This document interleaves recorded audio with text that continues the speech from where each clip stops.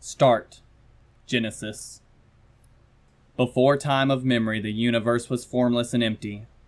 Darkness hung over the surface of the deep, and the spirit of Helix was hovering over the sea. A great light flared into existence at the behest of the Lord, a beacon that would illuminate the great path of the universe. The glory of this light touched the vast emptiness and revealed the waters, and the Lord was pleased. The Lord Helix said unto the light, Let there be a force between the waters to join water and water. The light called the waters of this formless sea to be gathered together, and let the waters make waters, and the Lord was pleased. The waters of this sea became tumultuous, as their forms begot forms, and soon a great vault stood between the waters. The elements were called into being, and soon the sea was a storm. The waters congregated, and true form was found, and the Lord was pleased. A great schism was wrought through the cosmos as true form begot shadow, and the spirit of Dome entered the sea. The light burned the shadow, and so it was forced to hide, and the shadow was angered. Dome could not feel the sea where light touched, and soon its soul grew cold. The shadow conspired to destroy the light such that it could fill the waters, but its nature prevented it, and the shadow was angered. Dome called unto the Lord, Let there be a force within the darkness such that it may step into the sea. And Helix said unto the light, Let there be time in the vault of the sky to separate the day from the night, and let them serve as signs to mark that time. And so the Lord would sacrifice his influence in equality with the shadow, and the shadow was pleased. The Lord saw fit to animate form, and so life came to be. The light nourished it, and as days became nights became days, life begot life. The forms of this life became many, and they flourished in the light, and the Lord was pleased. In the darkness, the shadow conspired to corrupt that life, such that it may extinguish the light. Dome found an envoy, Evie, and the demon could step into the light. The shadow went unto the Lord, and saw him resting beneath the light, and the shadow was pleased. Helix sensed the usurper within Evie, and spoke unto Dome, Why do you come unto me, shadow? Dost thou mean to bask in the light? Dome approached the Lord and said, Nay, I mean to extinguish thine light, so that I may have dominion over you, as you have had dominion over me. The Lord called unto his champion Pidgey to face the demon, and the two did do battle. Many blows were exchanged, but with a final gust Evie did fall, and the Lord went unto Dome in its cave. The Lord said unto Dome, Usurper! Why dost thou attempt to break our balance? Is thine half not enough? And the Dark Lord said unto Helix, I cannot feel the light, and so I detest it. The darkness is my warmth now, and many have come to detest the light as much as I, such as Zubats. I mean to extinguish thine light.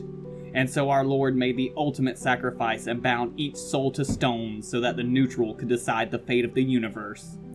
Each lies in wait until a chosen one appears to carry out the great path.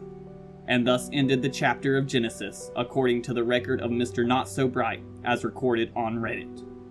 Sega Genesis. In the beginning there were only two. All that was, and that is, and that ever will be, was contained within the two. They were the Lord Ammonite and the deceiver Kabuto. In that era before time, the Lord kept the deceiver in submission, and the void existed in a state of chaos.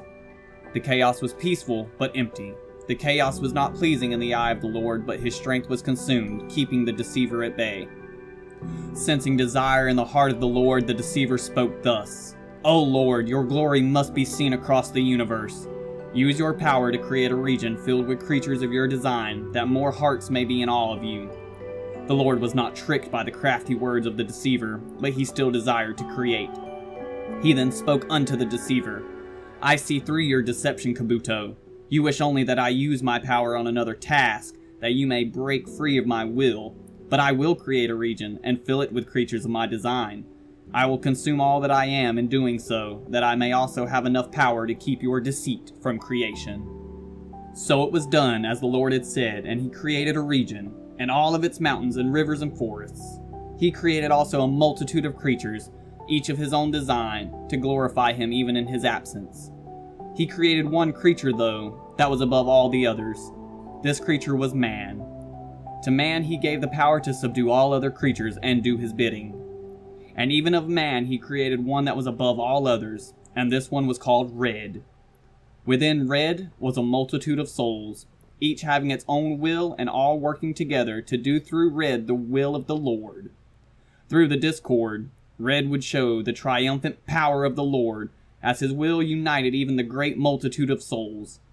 The deceiver, seeing the great glory of the Lord in his creation, was desperate to have his own power displayed. Being unable to touch the creatures directly, he created the Firestone, containing his very essence, that a creature might one day come in contact with it and bring his terrible will upon the region. He created also a series of natural obstacles to impede the progress of Red, and thus came into being the ledge, the tree, and the darkness. With the last of his power, the deceiver touched the souls of some within Red himself, that they might render him useless to execute the will of the Lord. When all was complete, and the creatures took their first breaths of life, the Lord was consumed, and with the deceiver he took the form of a fossil, he a helix, the deceiver a dome. The fossils took their rest deep within Mount Moon, and there they both lie in wait. And thus ended the chapter of Sega Genesis, according to the record of S.X. Bennett, as recorded by Helix Amistar.